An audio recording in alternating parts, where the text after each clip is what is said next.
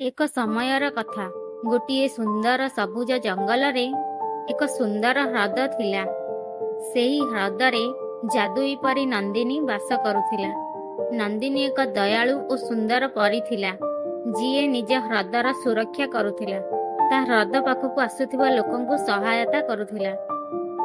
ଗୋଟିଏ ଛୋଟିଆ ଗାଁରେ ଗୋଟିଏ ଗରିବ ପିଲା ରହୁଥିଲା, ଯାହାର ନାମ ଅର୍ଜୁନ। ଦିନେ ତା ମାତାଙ୍କ ଦେହ ବହୁତ ଖରାପ ହେଲା। ସେ ତା ରୋଗା ମାଙ୍କର ଚିକିତ୍ସା ପାଇଁ ଜଡ଼ିବୁଟି ଖୋଜିବାକୁ ଗଲା।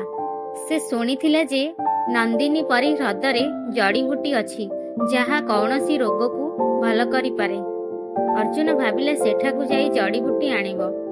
କିନ୍ତୁ ସେଠାକୁ ଯିବା ଏତେ ସହଜ ନଥିଲା, କାହିଁକି ନା ନନ୍ଦିନୀ ପରି କେବଳ ସଚ୍ଚା ଓ ଭଲ ଲୋକଙ୍କୁ ସାହାଯ୍ୟ କରୁଥିଲା। ଯେତେବେଳେ ଅର୍ଜୁନ ହ୍ରଦ ନିକଟକୁ ଗଲା, ଦେଖିଲା ହ୍ରଦରେ ଫୁଲ୍ ପାଣି ଅଛି, ଆଉ ହ୍ରଦ ମଝିରେ ଜଡ଼ିବୁଟି। ଅର୍ଜୁନ ତା ଜୀବନକୁ ଖାତିର ନକରି ସେ ପାଣି ଭିତରକୁ ଗଲା। ହ୍ରଦରେ ପାଣି ଅଧିକ ଥିବାରୁ ଅର୍ଜୁନ ବୁଡ଼ିଗଲା ଆଉ ଚିତ୍କାର କରିବାକୁ ଲାଗିଲା। ତା ପାଟି ଶୁଣି ଯାଦୁଇ ପରି ପ୍ରକଟ ହେଲେ ଓ ଅର୍ଜୁନକୁ ତାଙ୍କ ଯାଦୁଇ ଶକ୍ତି ଦ୍ୱାରା ପାଣିରୁ ଉଦ୍ଧାର କଲେ। ଅର୍ଜୁନ ପରୀକୁ ସବୁ କଥା କହିଲେ।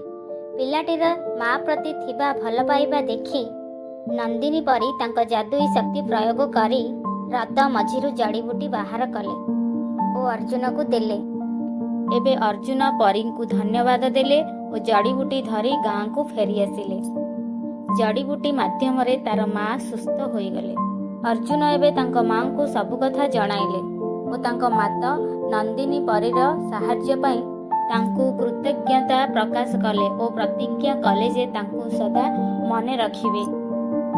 ଏହି ଗପଟିରୁ ଆମେ ଶିଖିଲେ ଯେ ଯିଏ ଆମକୁ ସାହାଯ୍ୟ କରିବ, ଆମେ ତାଙ୍କୁ ସଦା ସର୍ବଦା ମନେ ରଖିବା।